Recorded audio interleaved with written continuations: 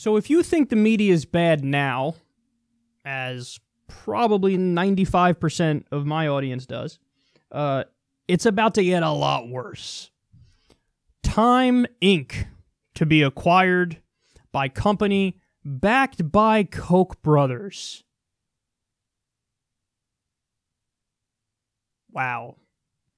So they say Time Inc. has reached a deal to be acquired by the Meredith Corporation, a publisher backed by GOP megadonors Charles and David Koch, Reuters reported Sunday.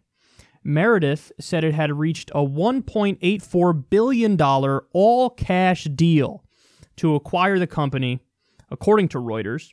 The publisher said it would acquire Time's outstanding shares for $18.50 per share, the news agency reported. By the way, this also happened when nobody was looking very recently. U.S. regulator, they're talking about the FCC, votes to loosen media ownership rules. Ajit Pai done did it again.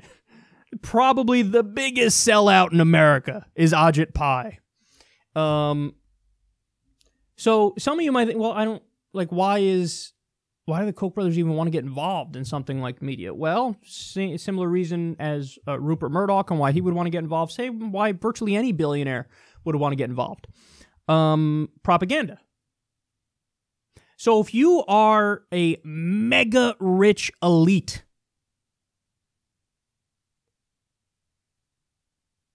what do you want to do? You want the media to paint a picture of the world that's in line with your philosophy and your well-being. And so, you know, Charles and David Koch, I think what was it, their granddad, or was it their dad, who basically was a titan in oil refining. And so they are insanely wealthy. I mean, they have more money than they know what to do with in 89 lifetimes. It is ridiculous the amount of money that they have. And what they do is, so, okay, we have all this power, we have all this wealth, what'll we do? Well, let's try to push a narrative that what's good for America is for us to have even more power and even more wealth. So they're huge proponents of deregulation. They're huge proponents of continued tax cuts for themselves. But by the way, as they push the narrative that, oh, we're just small government guys, that's all we are, that's incorrect, because they get subsidies from the government as well.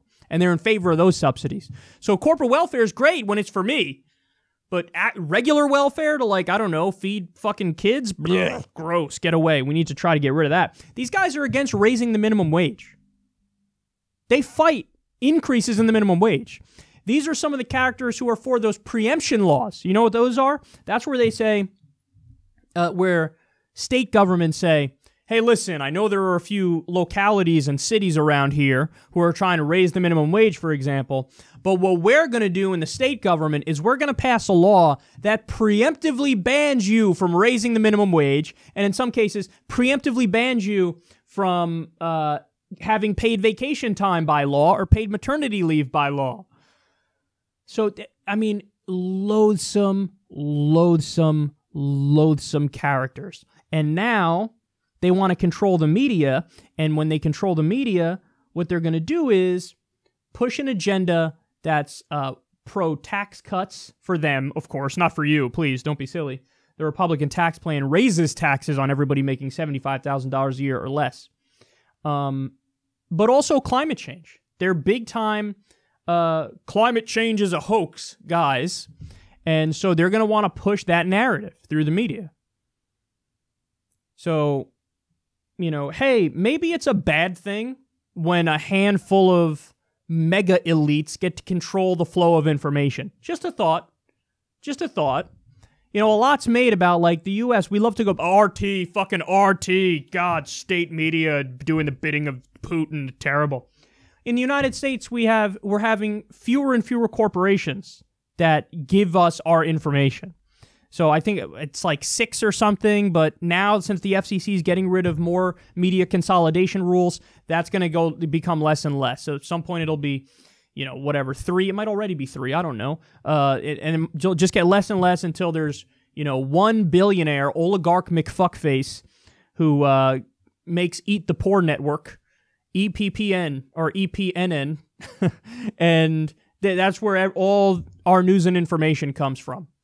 So people forget there's a reason why we had these rules, man. There's a reason why antitrust laws exist, for example, because things get uncompetitive after a while. If you have one for-profit corporation that has a lockdown on one market and there's no competition, what happens? The quality of their services go down and their costs go up. Their price goes up. So there's a reason for antitrust laws. There's a reason why we have these media consolidation rules. Well, now they're getting rid of them because we're in another 19-teens, 1920s era of massive deregulation. In history, this will be recorded as another robber baron era. We have a record level of income inequality. Okay, they've rigged the system against regular people and in their favor. They're getting rid of all the rules and the regulations that prevented them from a total and complete lockdown on the system. And now we're at this point. It's really scary because it's like we never learn the lessons of history. A new generation comes up, they get corrupted, and they sell out like that. And then all of a sudden, we're right back to square one, implementing the economic policies that led to the Great Depression, not just the Great Recession, which it did in 2008, but the Great Depression. So implementing the backwards economic policies, pushing income and wealth inequality further, in the wrong direction, ignoring climate change, destroying the planet, more wars. It ain't looking pretty right now.